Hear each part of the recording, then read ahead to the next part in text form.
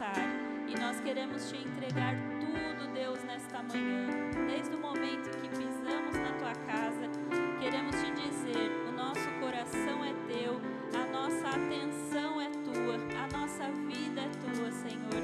Que tudo possamos entregar no altar. O Senhor conhece cada coração nesta manhã.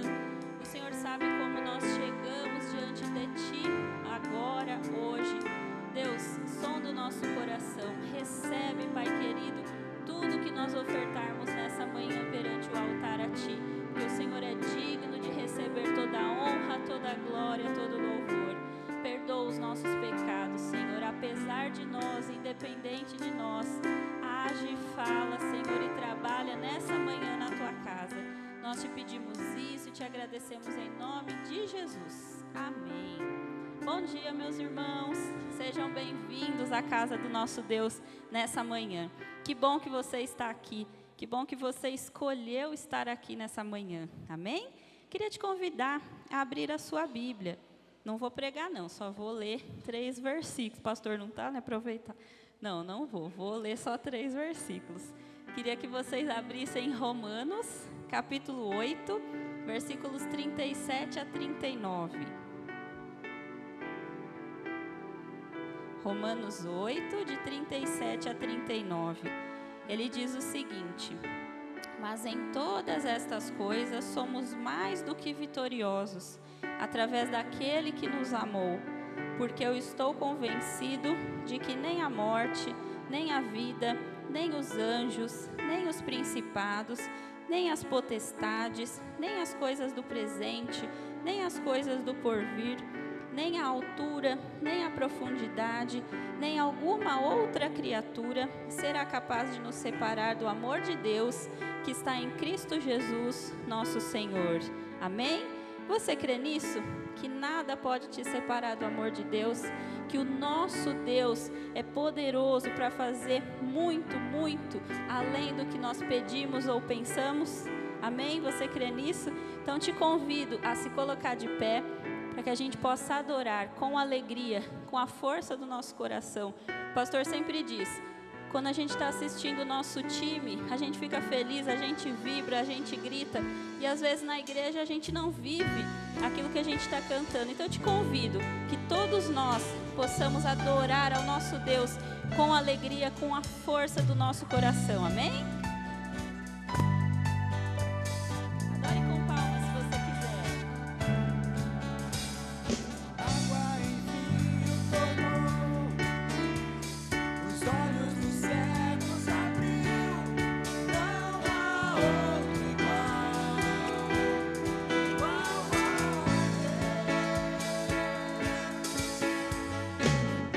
da noite virou, as cinzas dos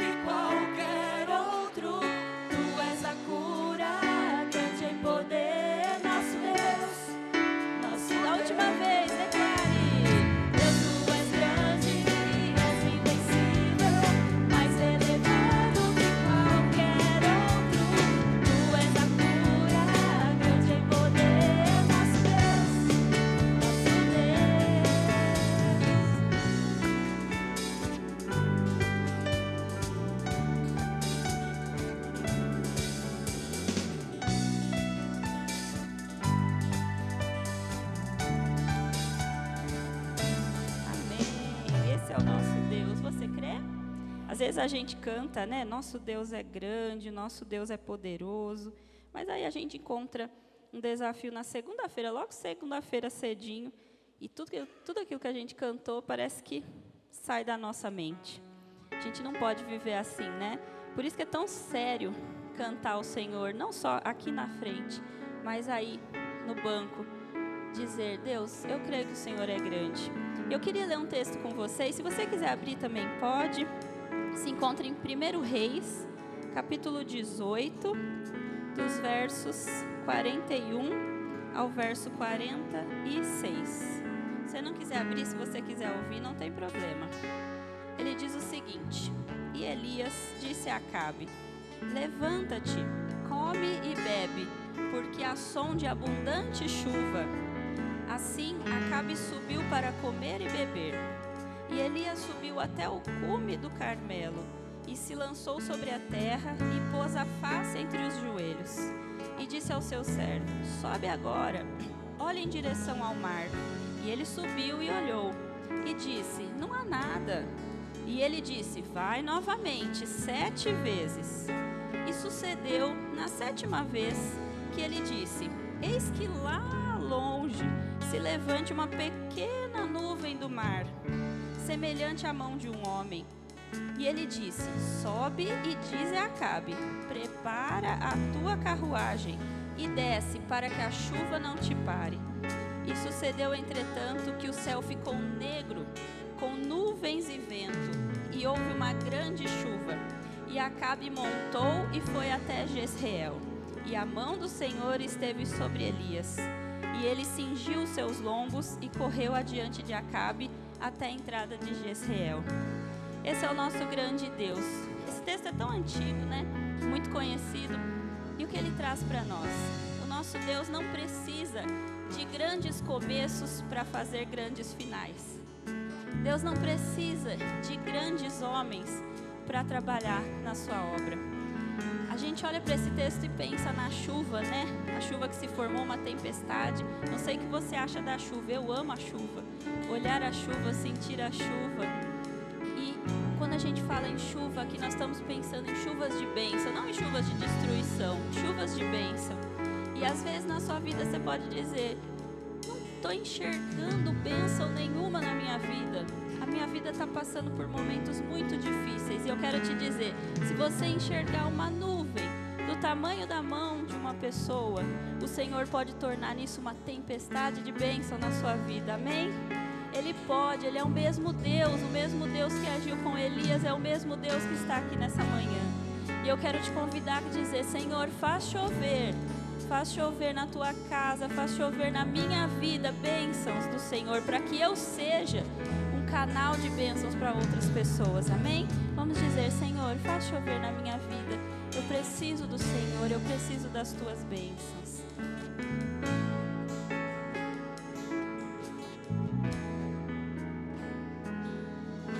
Eu vejo uma pequena nuvem do tamanho da mão de um homem, mas este é o sinal que a tua chuva vai descer. Eu vejo uma pequena nuvem do tamanho da mão de um homem, mas este é o sinal que a tua chuva vai chover, Senhor, vai chover, vai chover. Abra as comportas dos céus e faz chover, faz chover. Abra as comportas dos céus. Eu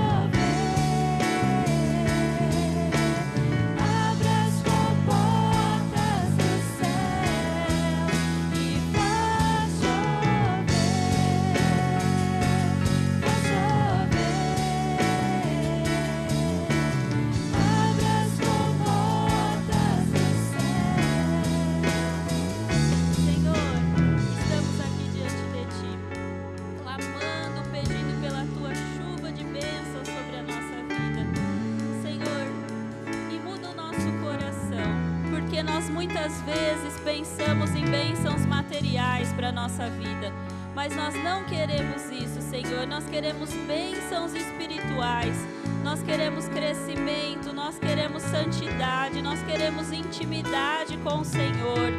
Transforma o nosso coração, Deus, nessa manhã, para que nós possamos ser filhos mais achegados ao nosso Pai, que nós possamos estar mais tempo diante do Senhor em oração, entregando a nossa casa, a nossa família, a nossa vida, a Tua igreja, a cidade de Ribeirão Preto, o nosso país, o nosso mundo, Senhor, nas Tuas mãos. Faz o nosso coração menos egoísta. Nós queremos, Senhor, receber chuvas de bênçãos, mas não para ser algo que venha manter essas bênçãos dentro da nossa casa, mas que sejamos, Senhor, como rios que fluem as bênçãos na vida dos nossos irmãos. Que sejamos luz, que sejamos sal, Senhor.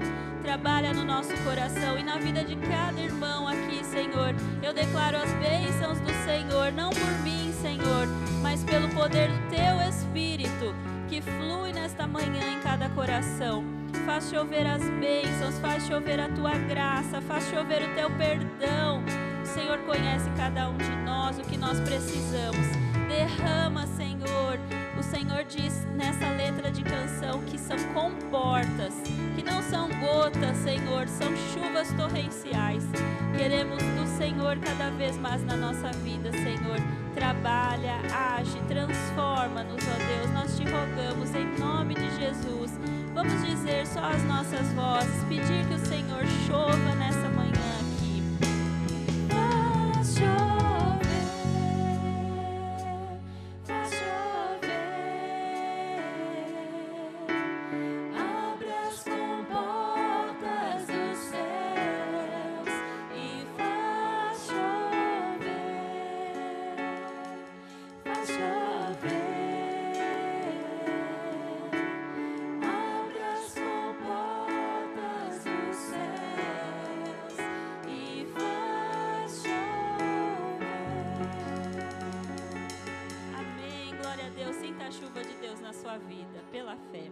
Pode se sentar, meu irmão. Gostaria de chamar o Yuri e as crianças aqui na frente, para nós orarmos.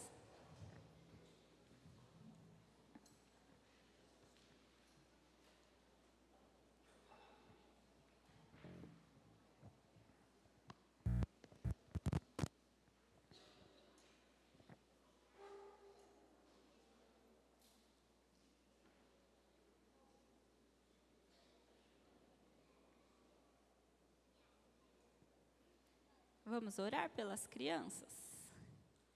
Deus querido, ainda em Tua presença, queremos te rogar pelas nossas crianças, pelos professores que agora terão seu momento juntos.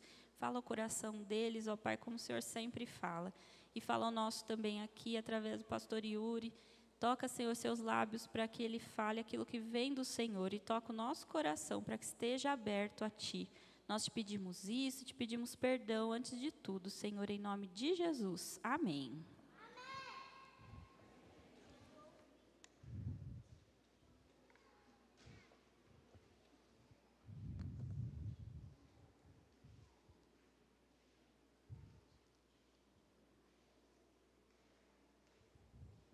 Bom dia, irmãos. Já oramos aqui pelo nosso tempo, então peço que você abra a sua Bíblia em Juízes.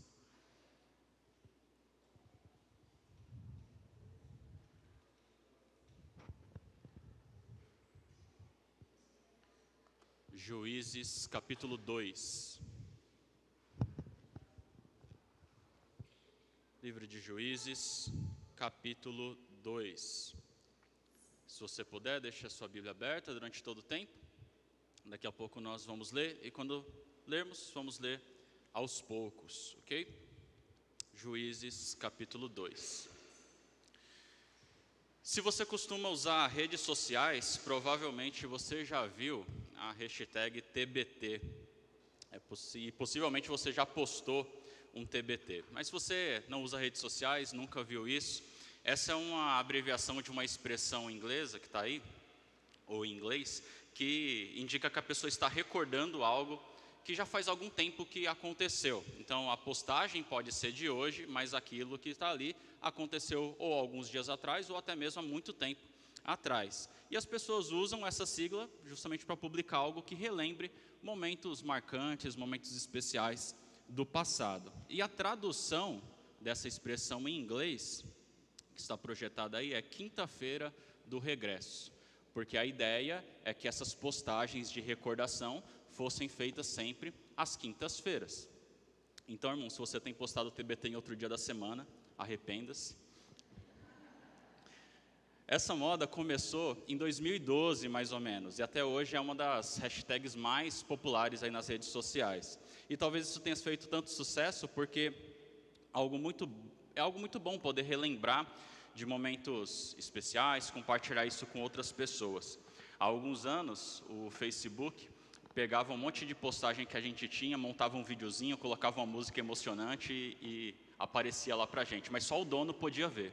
E aí o que muitas pessoas faziam é gostavam tanto do vídeo que postavam isso no seu perfil para que outras pessoas pudessem ver também. A gente queria deixar registrado aquilo e compartilhar nossa alegria com outras pessoas. Talvez você faça algo parecido hoje com vídeos que o seu celular gera automaticamente com as fotos que você tira. E alguns de nós gostam tanto dessas montagens automáticas que até salvam para não perder. E talvez você até compartilhe isso nos grupos da família para que outras pessoas se alegrem com você também relembrando aqueles momentos especiais. Agora, pode ser que você não use tanto redes sociais, nunca tenha postado um TBT ou visto as recordações automáticas que o seu celular faz, mas é possível que você concorde comigo que uma das grandes alegrias da vida é a gente poder sentar em torno de uma mesa com amigos, com pessoas queridas, comermos juntos e relembrar histórias que nós vivemos juntos, né, no passado, histórias que nos marcaram. Isso não é algo bom? Não é algo especial? Se você tem uma oportunidade como essa de vez em quando, você sabe que momentos assim podem ser bem engraçados, né? Sempre tem aquela pessoa do grupo que lembra as mancadas que o outro deu. Alguns de nós, inclusive, riem de si mesmos, relembrando momentos constrangedores. Esses momentos são bem especiais, às vezes são momentos emocionantes também, porque a nossa história, além de estar cheia de momentos engraçados, momentos de alegria, também tem momentos de lutas, momentos de superação, de tristezas, de perda, de dor, de frustração. Alguns desses momentos são agradáveis de relembrar porque nos fazem rir. Outros são agradáveis porque nos fazem agradecer a Deus, nos fortalecem, ou nos trazem aquele senso de conquista, né? Aquele senso de conquista pessoal. Isso é muito bom. Mas, na nossa história, é comum também ter episódios que a gente gostaria de apagar, ou pelo menos não gostaríamos de relembrar numa roda de amigos.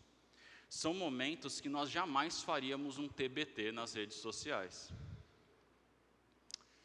Talvez porque sejam lembranças constrangedoras, muito constrangedoras para darmos risadas, ou talvez porque são lembranças que são realmente vergonhosas, que podem trazer até algum senso de culpa e de tristeza.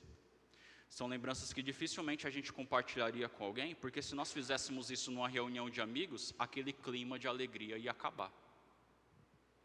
Por isso essas partes da nossa história não são um tipo de coisa que a gente quer deixar registrado num perfil de rede social para todo mundo ver.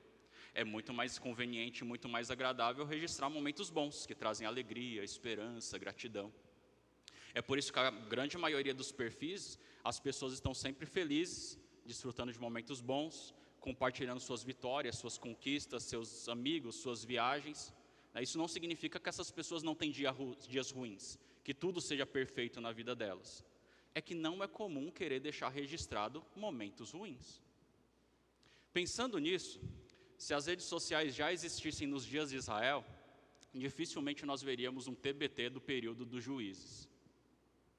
Porque o livro dos Juízes apresenta a história de Israel num dos momentos que pode ser considerado os mais vergonhosos e desastrosos de todo o Antigo Testamento. Esse não é um tipo de livro que começa apresentando um problema e a gente vai vendo as coisas se resolvendo até chegar num final feliz. Não, o livro começa mal e termina pior. Em resumo, o livro mostra como que a nação eleita, salva pela graça, santificada para ser uma nação especial entre todas as nações, uma nação que prometeu fidelidade a Deus, vai se corrompendo, até se tornar igual ou pior que Sodoma e Gomorra. E aí o livro acaba.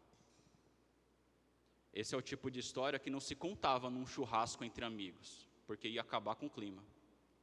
Mas, ao contrário do senso comum, Deus fez questão de preservar essa história, de deixar registrado, às vezes até com muitos detalhes, esse momento tão sombrio da vida do povo de Deus. E a gente pode perguntar, né, por que essa parte da história não foi apagada, ou não foi pelo menos resumida? Porque Deus queria que houvesse um livro inteiro, e um livro até grande, sobre esse período que traz tanta vergonha para o povo de Deus. E uma das razões é porque Deus queria que as gerações futuras olhassem para esse registro e relembrassem o que aconteceu com Israel e se perguntassem, por que isso aconteceu? Como isso foi acontecer? Porque Deus tem lições preciosas aqui nessa história para ensinar o seu povo por meio dessas lembranças, mesmo que sejam lembranças ruins. E isso não era só para o povo do Antigo Testamento. 2 Timóteo 3, 16 e 17 vai falar que toda a Escritura é inspirada, e aqui Paulo está especialmente focando no Antigo Testamento, e ele diz que toda ela é útil para nos ensinar, nos corrigir, nos guiar no caminho da vontade de Deus. Então, Juízes faz parte disso, também desse propósito. Então, hoje eu gostaria de olhar de um modo panorâmico para o capítulo 2, um pedacinho do capítulo 3, para a gente refletir como esse texto pode nos ensinar, nos corrigir, nos guiar na vontade de Deus hoje. O capítulo 2 é o final da introdução do livro, a gente já viu a primeira parte numa outra oportunidade, e nosso objetivo aqui é entender, então, como a nação santa pôde se desviar de Deus e se tornar tão imoral, tão carnal. E olhar para esse texto hoje deve nos conduzir a algumas reflexões, e eu queria trazer alguns conselhos para nós, para que nós não sigamos o mesmo caminho de declínio espiritual, de declínio na nossa santidade. Então, esse é o nosso tema de hoje, uma geração desviada, e o nosso texto também, Juízes 2, a partir do versículo 6, a gente começa vendo aí o cenário antes do período dos juízes. Se você puder, acompanhe a leitura na sua Bíblia. Diz assim: depois que Josué despediu os israelitas, eles saíram para ocupar a terra, cada um a sua herança. O povo prestou culto ao Senhor durante toda a vida de Josué e dos líderes que continuaram vivos depois de Josué e que tinham visto todos os grandes feitos que o Senhor realizara em favor de Israel. Josué, filho de Num, servo do Senhor, morreu com idade de 110 anos. Foi sepultado na terra de sua herança, em Timnat-Heres, nos montes de Efraim, ao norte do Monte Gaás. Bom, aqui diz que havia um líder, que era Josué, e repare que havia outros líderes também. Aqui na minha versão aparece a tradução líderes. Talvez se você tem uma versão mais clássica, vai aparecer a palavra anciãos aí. Então o que acontecia? Josué era o líder ali principal, e ele lidava com as questões maiores, mas não havia só Josué de liderança para todo aquele grande grupo de pessoas. Havia também grupos de anciãos, pessoas mais velhas que lideravam grupos menores e que lidavam com questões menores. Aquilo que eles precisavam, eles levavam para Josué resolver. E havia uma geração aqui, uma geração fiel, que é a segunda geração de Israel, desde a libertação do Egito. Você deve lembrar que a primeira geração foi aquela geração que murmurou no deserto. A gente não deveria ter saído do Egito, por que a gente está aqui comendo esse maná, está tudo muito ruim, vamos voltar. Essa geração foi disciplinada. A disciplina do povo foi eles andarem 40 anos no deserto, até que essa primeira geração toda morresse e não desfrutasse da promessa de Deus na terra prometida. Uma segunda geração nasceu no deserto e conheceu essas promessas, e foi essa geração, da geração antiga só sobrou Josué e Calebe, que foram os únicos que confiaram na promessa de Deus. Josué foi escolhido para ser o líder, e os demais entraram na terra prometida, depois de 40 anos. Durante 20 anos, Josué liderou o povo, e eles começaram ali com a batalha com Jericó, foram vitoriosos e tal. E essas batalhas não dependiam do poder militar de Israel, mas dependiam da devoção e da fidelidade do povo a Deus. Muitas vitórias que Israel teve foram claramente de maneira sobrenatural, para mostrar para Israel e para as outras nações que aquelas batalhas não eram batalhas do povo de Israel, eram batalhas de Deus, e Deus estava à frente, era Deus que concedia a vitória, apesar das grandes limitações dessa nação. Então, se Israel fosse fiel a Deus, eles poderiam desfrutar das bênçãos e das vitórias, e isso estava acontecendo nos dias de Josué. Porém, Josué morre, não deixa um substituto. A geração aqui de anciãos e aqueles demais israelitas morrem também. E aí vai surgir uma terceira geração, que agora nasceu já na terra prometida. E é sobre essa terceira geração que o capítulo 2 vai falar para nós aqui a partir de agora. E aí chegamos no versículo central dessa segunda parte da introdução do livro, que é o versículo 10, que vai falar dessa nova geração. Olha o versículo 10 aí. Depois que toda aquela geração foi reunida a seus antepassados, isto é, morreu, surgiu uma nova geração que não conhecia o Senhor e o que Ele havia feito por Israel. O versículo 10 é o nosso versículo principal. Vou ler novamente. Depois que toda aquela geração foi reunida a seus antepassados, surgiu uma nova geração que não conhecia o Senhor e o que Ele havia feito por Israel. Diz aqui, uma nova geração que não conhecia o Senhor. Isso não significa que eles não sabiam quem era Deus. Não significa que eles não tinham informação sobre o que Deus fez no passado. Não significa que eles não sabiam da escravidão no Egito, da libertação, a abertura do Mar Vermelho, a queda das muralhas de Jericó. Não é isso. Significa que eles não presenciaram esses milagres que Deus tinha feito no passado. Eles nasceram depois. Eles não conheciam no sentido que eles não experimentaram, eles não vivenciaram aquilo que Deus tinha feito com o povo no passado. Mas não somente isso, porque diz aqui que eles não conheciam as histórias do passado, nem conheciam o Senhor. Aqui a ideia de que eles não tinham relacionamento com Deus, eles não experimentavam Deus na vida diária. Era uma geração que se afastou de Deus e já não vivia de acordo com o conhecimento que eles tinham sobre Deus. Geralmente, no Antigo Testamento, a palavra conhecer tem um sentido maior do que a ideia de algo intelectual, de apenas conhecer informações, saber coisas. Um exemplo disso, a palavra conhecer é muito mais relacional do que intelectual. Um exemplo disso, lá em Gênesis fala que Adão conheceu Eva e ela engravidou.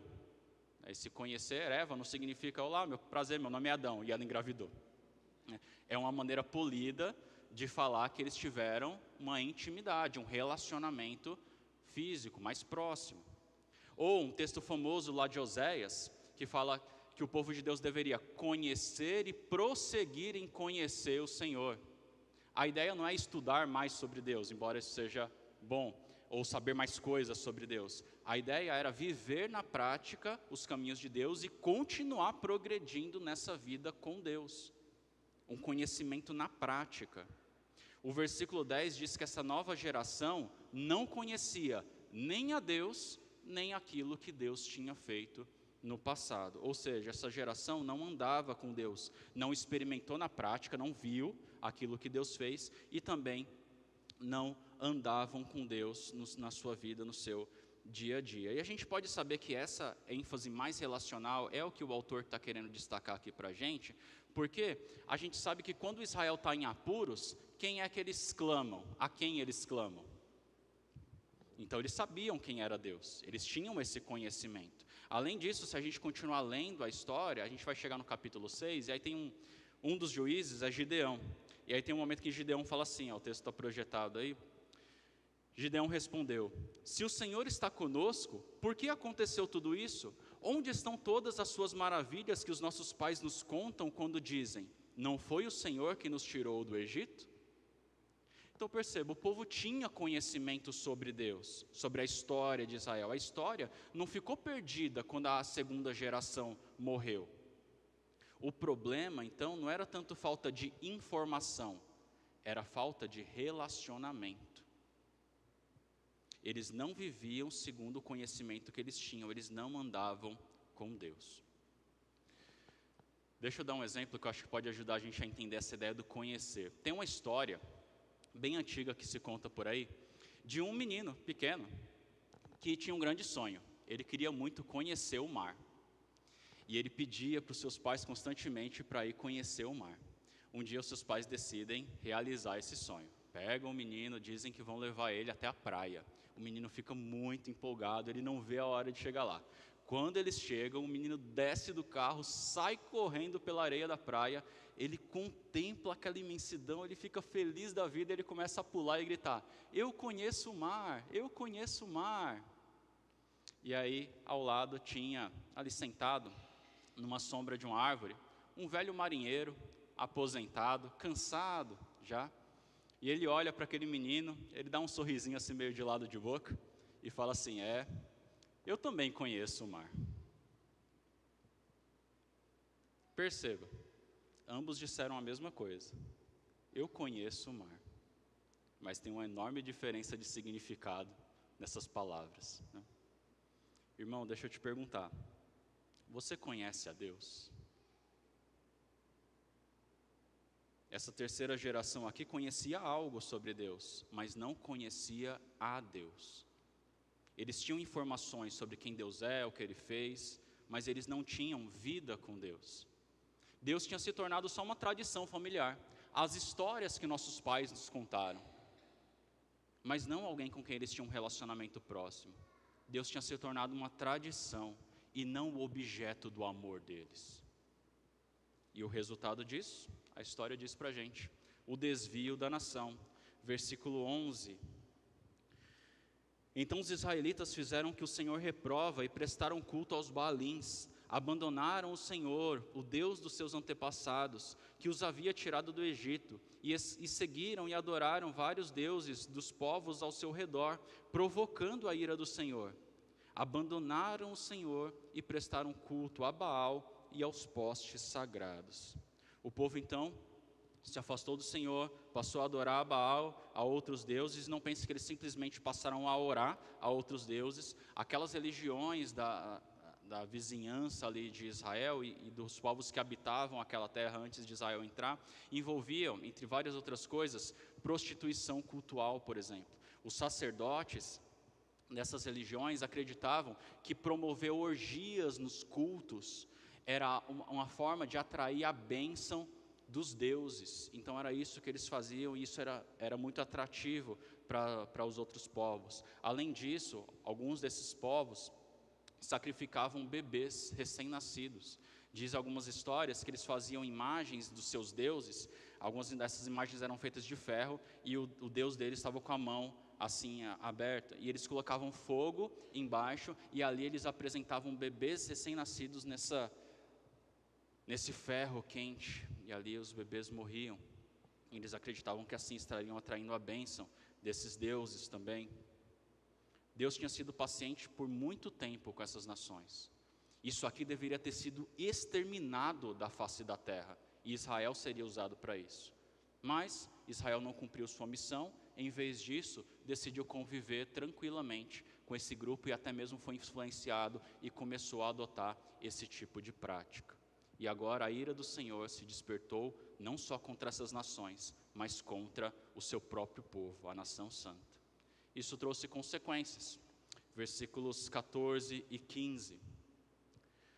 A ira do Senhor se acendeu contra Israel, e ele os entregou nas mãos de invasores que os saquearam. Ele os entregou aos inimigos ao seu redor, os quais já não conseguiam resistir. Sempre que os israelitas saíam para a batalha, a mão do Senhor era contra eles para derrotá-los, conforme lhes havia advertido e jurado. Grande angústia os dominava. Então, por causa do desvio de Israel, Deus permitiu que as nações vizinhas viessem e atacassem o povo, e quando Israel ia para a batalha para lutar, eles eram derrotados. Então veja a ironia aqui: o povo abandonou o Senhor para buscar os deuses dos povos vizinhos, e esses povos foram os povos que vieram para atacá-los e destruí-los. E Israel passou por tempos de grande angústia. Só que Deus tinha feito uma promessa para Abraão. Deus disse que de Abraão ele faria uma grande nação, e que dessa nação viria aquele que abençoaria todas as nações e famílias da terra. viria a semente que traria bênção para todos. Então, Deus não poderia deixar que seu povo fosse totalmente derrotado. Então, Deus permite que Israel sofra até certo ponto, mas ele se compadece e ele providencia o livramento por meio de juízes. E quando a gente fala de juiz aqui, não pense naquela figura do juiz da nossa cultura, né, alguém julgando um caso no tribunal, diante de um réu, diante de um advogado com um martelinho na mão. O juiz aqui era um nome dado para um tipo de guerreiro, um tipo de líder militar, o comandante do exército, aquele que conduziria Israel numa batalha para se libertar novamente dos ataques, da escravidão, da opressão dos povos vizinhos. Então, Deus deixa o povo seguir pelo caminho que eles queriam, mas só até certo ponto, não a ponto deles serem totalmente destruídos. E aí, ele providencia o livramento pelos juízes. Versículo 16 a 19. Então o Senhor levantou juízes que os libertaram das mãos daqueles que os atacavam. Mesmo assim, eles não quiseram ouvir os juízes, antes se prostituíram com outros deuses e os adoraram. Ao contrário dos seus antepassados, logo se desviaram do caminho pelo qual os seus antepassados tinham andado, o caminho da obediência aos mandamentos do Senhor. Versículo 18. Sempre que o Senhor lhes levantava um juiz, ele estava com o juiz e o salvava das mãos de seus inimigos enquanto o juiz vivia, pois o Senhor tinha misericórdia por causa dos gemidos deles diante daqueles que os oprimiam e os afligiam. 19. Mas, quando o juiz morria, o povo voltava a caminhos ainda piores do que os caminhos dos seus antepassados, seguindo outros deuses, prestando-lhes culto e adorando-os. Recusavam-se a abandonar suas práticas e seu caminho obstinado. Aqui, nesse bloco que a gente acabou de ler, tem um resumo do que vai ser toda a história dos juízes, que o querido professor Carlos Oswaldo chamava de o ciclo 3D: desvio, disciplina e desafogo. O povo se desvia do Senhor, seguindo outros deuses. Deus permite uma disciplina, outros povos vêm e os oprimem, o povo sofre, clama a Deus, e Deus providencia um desafogo por meio de um juiz. E aí eles têm vitória e têm tempos de paz. Só que aí acontece o que aconteceu no começo do livro: o líder morre. E quando o líder morre, começa tudo de novo. A nação se desvia, vem a disciplina, o povo clama, Deus levanta um outro líder. Tempos de paz. Aí o líder morre. E assim vem a história cíclica. Só que não é simplesmente uma história cíclica, onde as coisas vão se repetindo de uma maneira muito parecida. A ideia é que é uma espiral decadente. O versículo 19 fala que a geração que vinha depois se tornava pior do que aquela que lhe antecedeu. Ou seja, a história não caminha assim, a história vai caminhando assim, numa espiral decadente. Esse é um resumo de todo o livro.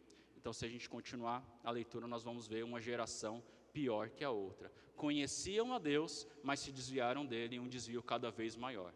O livro começa ruim e acaba pior. Aí, a introdução do livro acaba, nós temos o desfecho. Desse desfecho eu quero ler só os versículos finais, capítulo 3, versículos 5 e 6.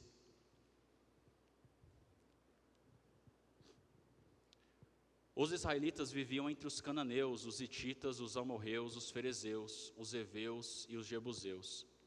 Tomaram as filhas deles em casamento e deram suas filhas aos filhos deles, e prestaram culto aos deuses deles.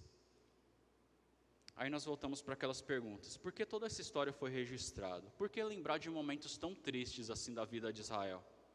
Quando a gente olha para o livro de Juízes, a gente tem que se perguntar: como é que isso foi acontecer? De quem é a culpa? Quem errou aqui? Como é que a situação pode chegar nesse ponto? E o próprio livro vai nos dando dicas para a gente pensar sobre isso. Depois de contar todas as histórias, passar por todos os ciclos dos juízes, o livro vai repetir um versículo para chamar a nossa atenção. Diz assim: naquele tempo não havia rei, e cada um fazia o que achava certo aos seus próprios olhos. Esse versículo se repete algumas vezes, e é com esse versículo que acaba o livro. Esse é o último versículo do livro. O autor está tentando ajudar a gente a enxergar o problema. E o problema do desvio de Israel, com certeza, não tem uma causa só, é uma soma de vários fatores. Com base no que a gente viu na introdução e no último versículo, a gente poderia resumir assim: o que aconteceu? Eles não expulsaram os inimigos, E aí eles decidiram conviver com essa cultura imoral e idólatra. Isso foi entrando e permeando a vida deles, e eles foram sendo influenciados. Houve o vácuo de liderança, aqui de discipulado.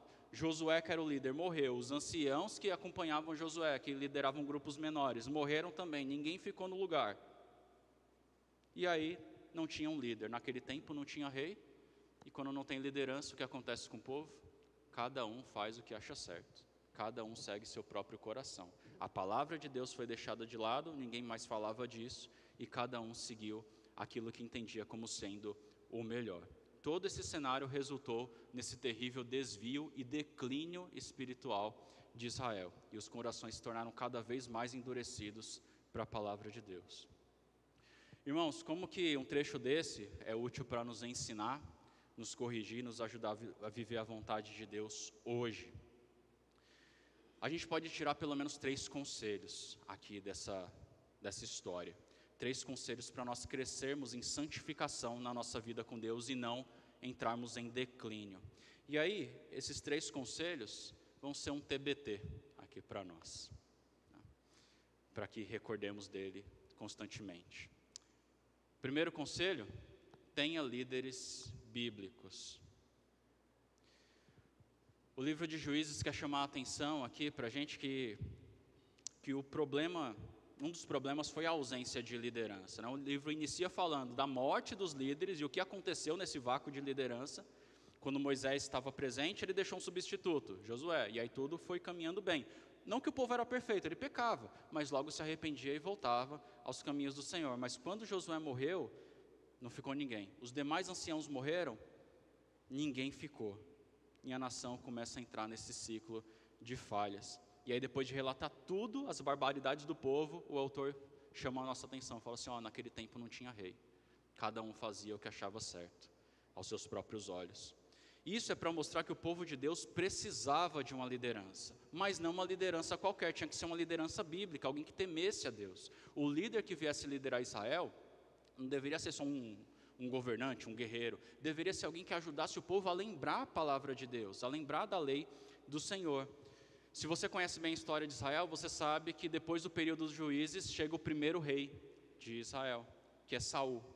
Saul não é considerado um bom rei, não foi um bom rei para Israel. Não porque ele tenha falhado nas batalhas, pelo contrário, ele foi muito vitorioso. Mas ele não é considerado um bom rei porque ele não promoveu a glória de Deus. Ele não pastoreou a nação para que essa nação se voltasse para Deus. Davi e Salomão, apesar dos seus terríveis pecados em alguns momentos da vida deles, são considerados bons reis porque eles exaltavam a Deus e ajudaram o povo a se voltar para Deus e não para a idolatria.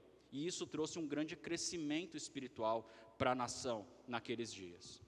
E, irmãos, eu falo isso porque a necessidade de liderança espiritual ainda continua hoje.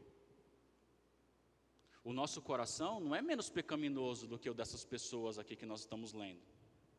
Nós também precisamos de líderes bíblicos que nos ajudem a olhar dia após dia para o Senhor, que nos ensine aquilo que nós precisamos aprender, que nos façam relembrar aquilo que nós já aprendemos.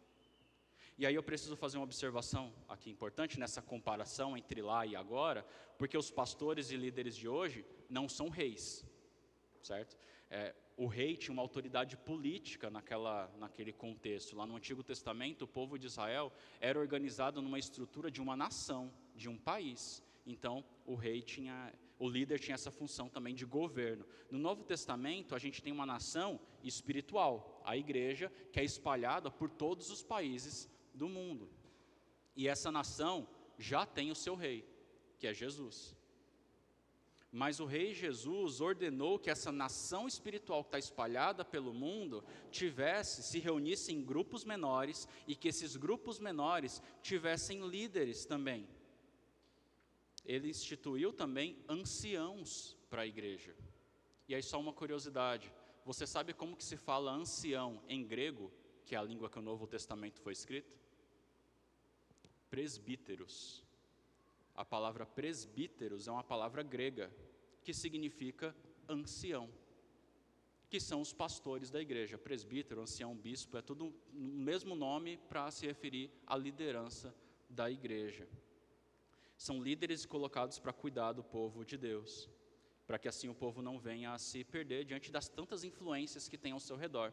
Paulo explica isso. Olha só, um texto conhecido aí de Efésios 4, diz assim, ó: e ele designou alguns para apóstolos, outros para profetas, outros para evangelistas e outros para pastores e mestres, com o fim de preparar os santos para a obra do ministério, para que o corpo de Cristo seja edificado e cheguemos à maturidade, atingindo a medida da plenitude de Cristo. O propósito é que não sejamos mais como crianças, levados de um lado para o outro pelas ondas, nem jogados para lá e para cá por todo o vento de doutrina e pela astúcia e esperteza de homens que induzem ao erro. Que ele está falando aqui que Deus estabeleceu líderes para ajudar o povo de Deus a caminhar na verdade, a crescer nessa verdade, e se esses líderes forem fiéis, forem bíblicos, essa igreja vai se fortalecendo, de um modo que vai se proteger para não ser levado pelas influências que os cerca, de homens que induzem ao erro. Quem estabeleceu essa estrutura foi o dono da igreja. Por isso, rejeitar se submeter a uma liderança local é rejeitar a vontade de Deus. E eu faço questão de destacar isso, porque a gente precisa notar que apesar das grandes diferenças que nós temos entre o povo de Deus do Antigo Testamento e o povo de Deus do Novo Testamento, o projeto de Deus sempre envolveu uma comunidade visível, local, liderada por homens que ajudassem a promover a fidelidade à palavra de Deus. Sempre foi assim. E a gente vive em dias que, especialmente depois da pandemia, muitos crentes estão optando por viver a vida cristã de um modo isolado de comunidades locais e, consequentemente, de liderança local também. São pessoas totalmente independentes que nutrem a sua fé no modo online. Essas pessoas não têm um pastor, não têm um discipulador ou qualquer coisa do tipo para prestar contas pela sua vida. Elas não têm alguém que zela pela vida delas, que deseja nutri-la. Elas não fazem parte de uma comunidade visível, onde um ajuda o outro na caminhada cristã. Mas elas acham que só porque podem receber um conteúdo na internet, elas têm tudo o que elas precisam. Irmãos, isso é extremamente perigoso. O projeto de Deus envolve muito mais do que receber um conteúdo online. Envolve se comprometer com um grupo de pessoas que amam a Deus e que querem ajudar um ou outro a crescer na vida com Deus e que são lideradas por homens que vão prestar contas a Deus depois se cuidaram bem ou não desse grupo. Por isso esse primeiro conselho: tenha líderes bíblicos. Nunca deixe de ser membro de uma igreja local. Se você é membro aqui e um dia for para outro lugar, não deixe de ser membro nesse outro local. Não deixe de ser membro de uma igreja local. Rejeitar a igreja local e uma liderança bíblica é rejeitar o plano de Deus para a sua vida. E quem fizer isso vai estar correndo um sério risco de se afastar pouco a pouco do relacionamento com Deus e acabar se desviando. Conhecerão sobre Deus, mas já não andarão com Ele. Até porque, como é possível andar com Cristo se nós rejeitarmos o corpo de Cristo, que é a igreja? E a liderança que Ele mesmo estabeleceu. E aí, sobre essa liderança, eu também preciso fazer uma observação importante, que eu não quero dar a impressão que os líderes da igreja são super-heróis que nunca falham, que nunca pecam, tá? Isso não é verdade. Pastores, presbíteros, os líderes da igreja, são pecadores carentes da graça como qualquer outro irmão. Estão sujeitos às mesmas tentações, aos mesmos perigos. E também, até mesmo esses líderes, também têm a necessidade de serem liderados. Também tem a necessidade de líderes. E aí, deixa eu dar um exemplo disso.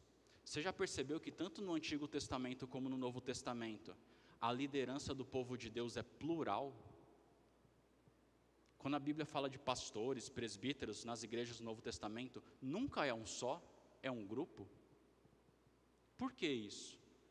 Porque até os líderes precisam de outros líderes caminhando com eles. O nosso coração é enganoso. Na hora que um está se desviando, tem o outro e fala assim, opa, vem para cá. E aí no dia seguinte é o outro que está se afastando, está com um pensamento errado, talvez mais carnal, opa, vem para cá. É por isso que é muito comum que muitas igrejas formem grupos de liderança, onde eles discutem as coisas da igreja. Aquilo é conversado em grupo, e não uma pessoa só. Porque uma pessoa só, pensando tudo sozinha, caminhando sozinha, é extremamente perigoso. Até os líderes precisam caminhar com pessoas. porque senão ele acaba seguindo o seu próprio coração, e o fim disso é sempre desastroso. Meu irmão, irmã, não caminhe sozinho. Não existe membresia online. Você não precisa viver a vida cristã sozinho, nem deve.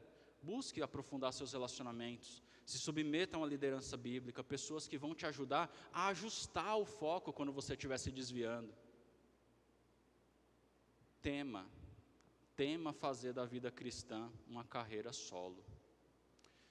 Alguém que vive de modo independente está fadado ao declínio espiritual. Porque quem vive assim acaba sendo levado pelo seu próprio coração. E o resultado disso sempre é doloroso. Esse é o primeiro conselho.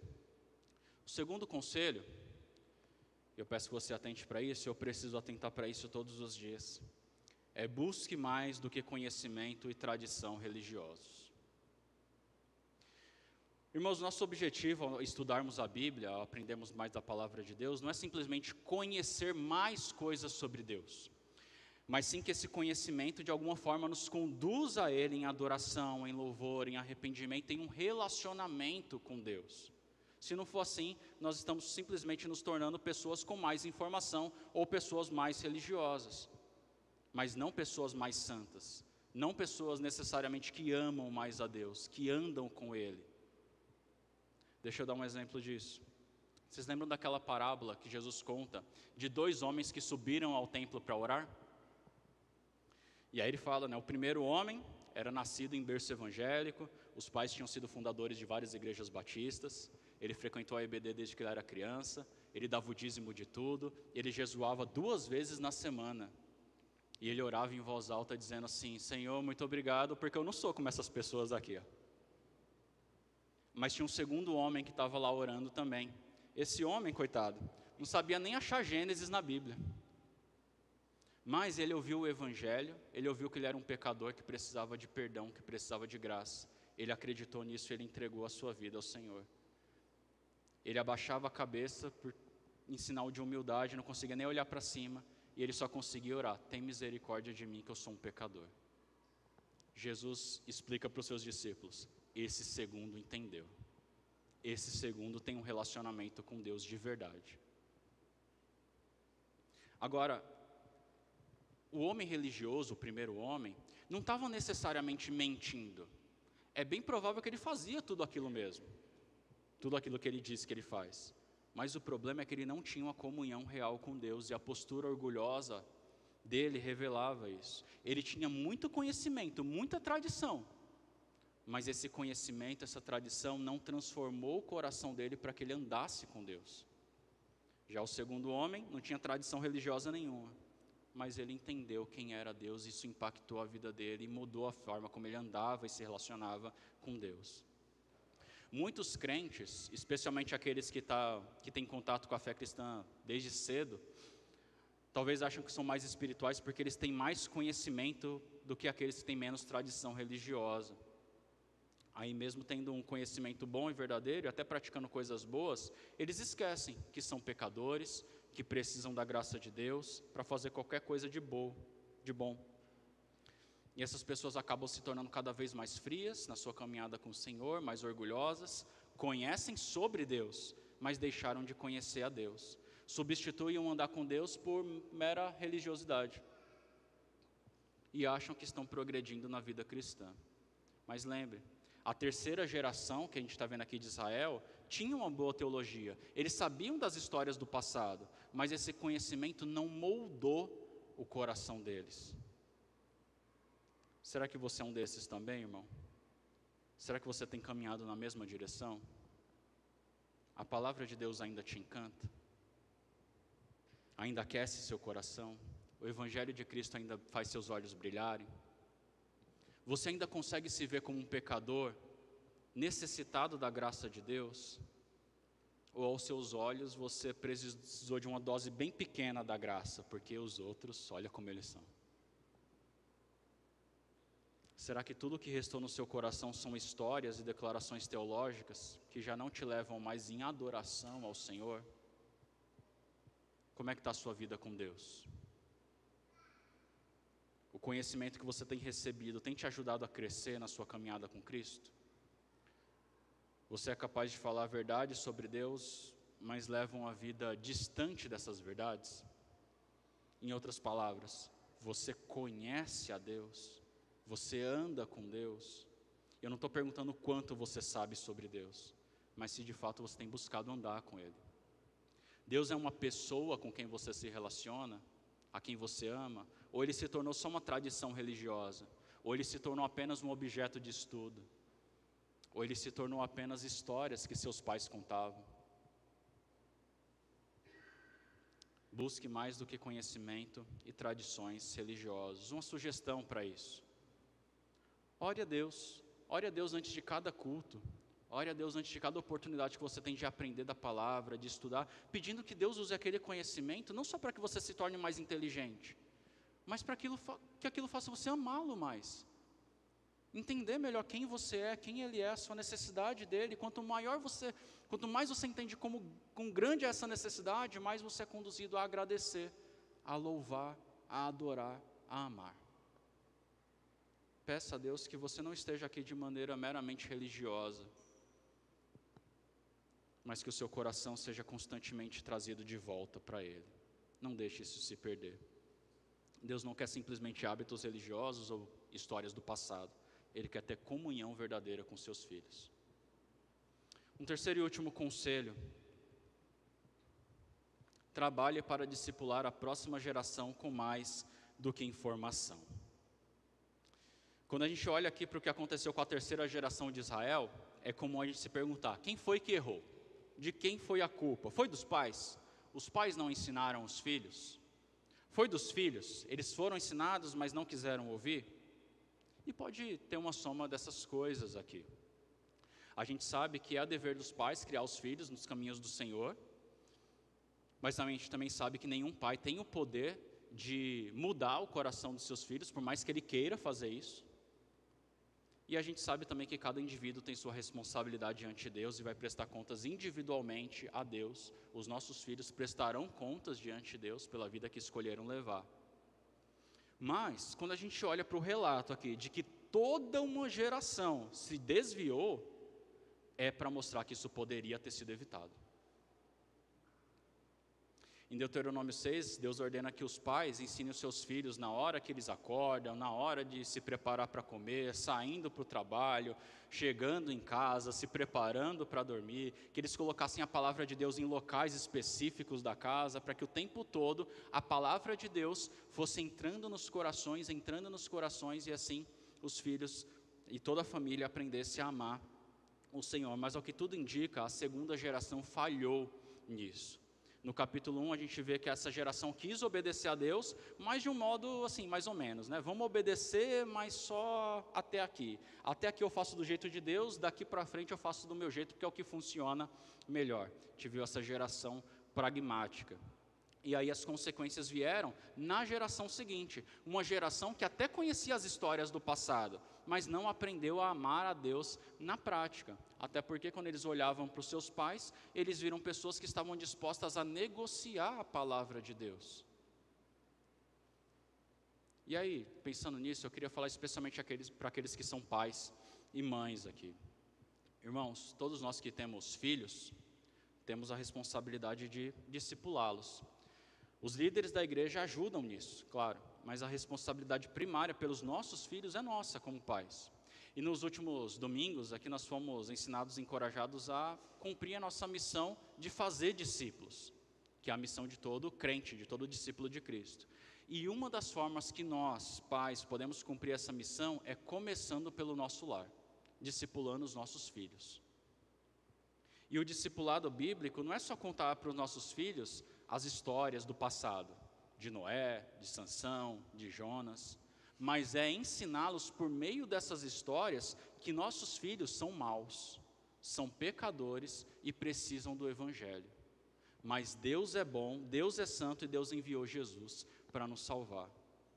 Nós não queremos que os nossos filhos simplesmente conheçam histórias bíblicas. Nós queremos que essas histórias os conduza a conhecer a Deus, a conhecer o Senhor.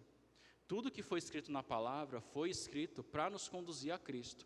Esse é o alvo do discipulado, seja com quem for.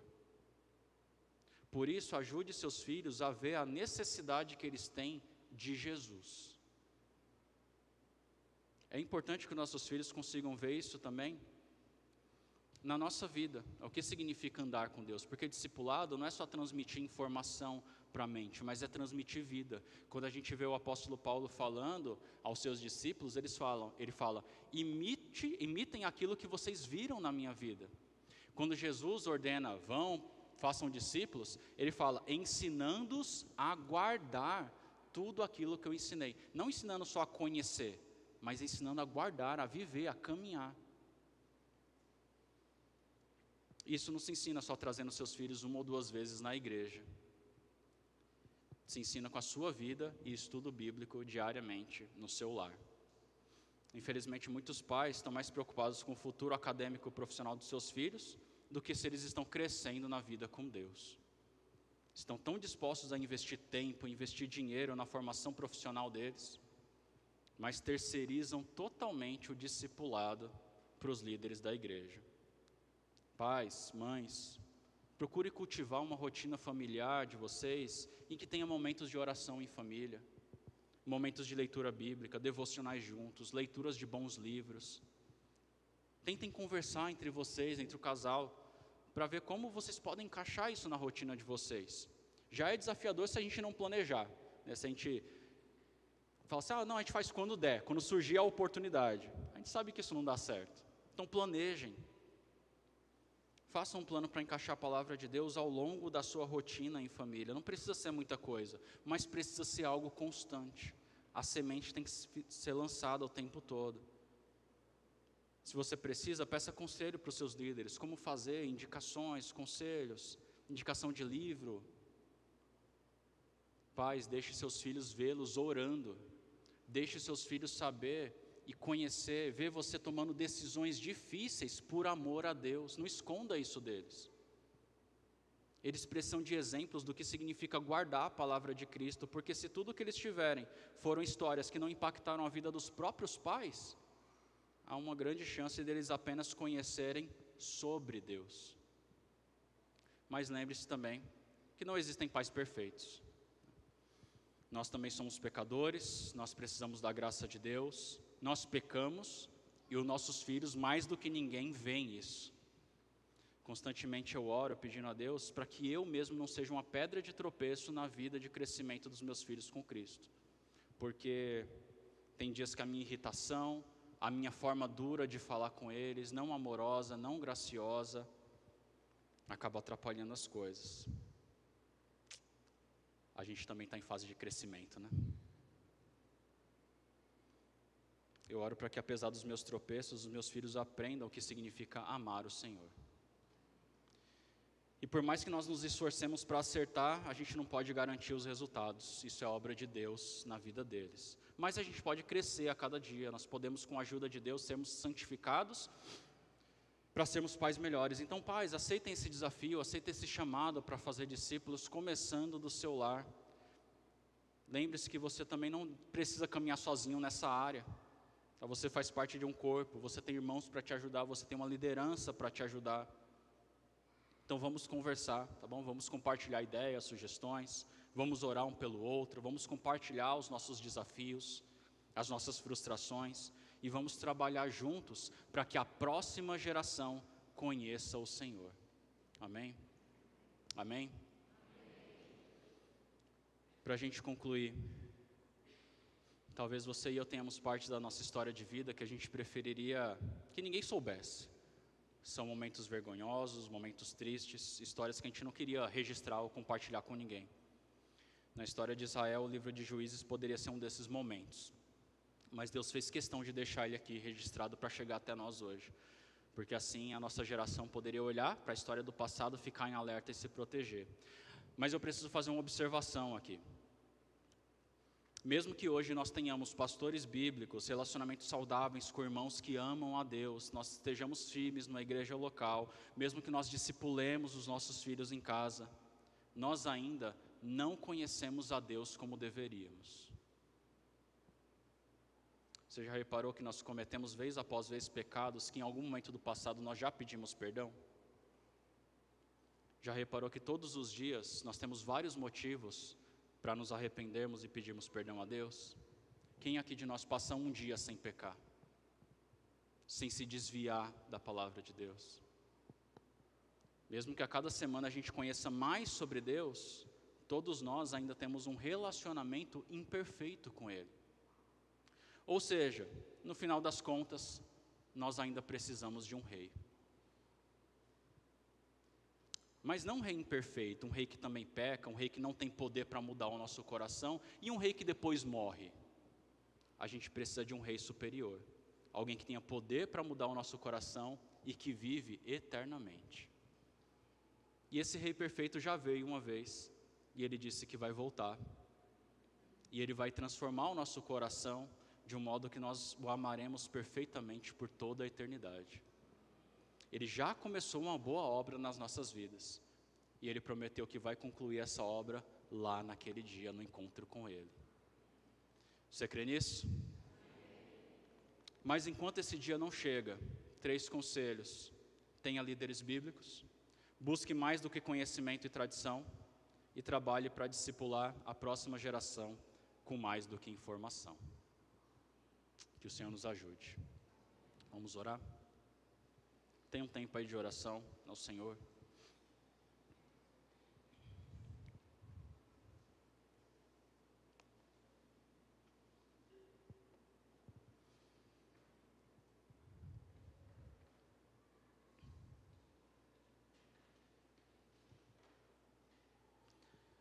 Apresente as suas lutas, seus desafios, seus temores.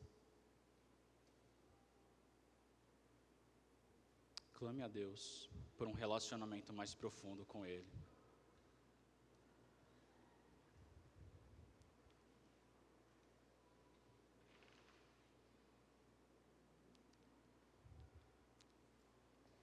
Senhor nosso Deus, nós queremos Te conhecer, nós queremos andar contigo, Senhor.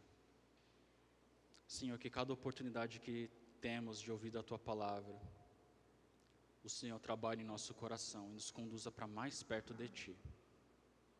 Não permita, Senhor, que sejamos atraídos pelas tantas influências ao nosso redor.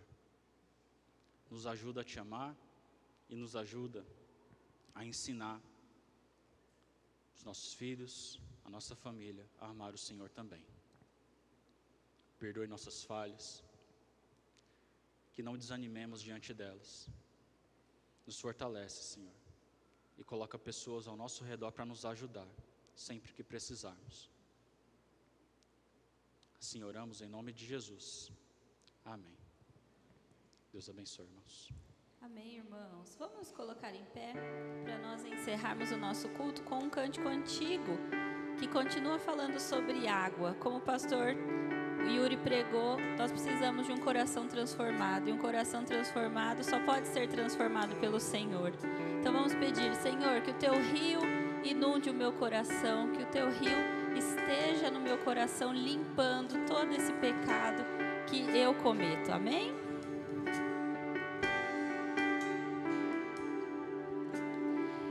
Existe um rio, Senhor,